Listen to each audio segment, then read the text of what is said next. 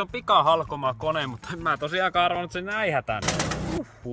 Halkaisusykli on 3 sekuntia. Eli ihan jäätävän nopea.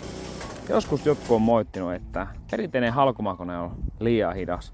Niin tässä on sitten vastaus siihen, että alkaa vauhtia muuten riittää.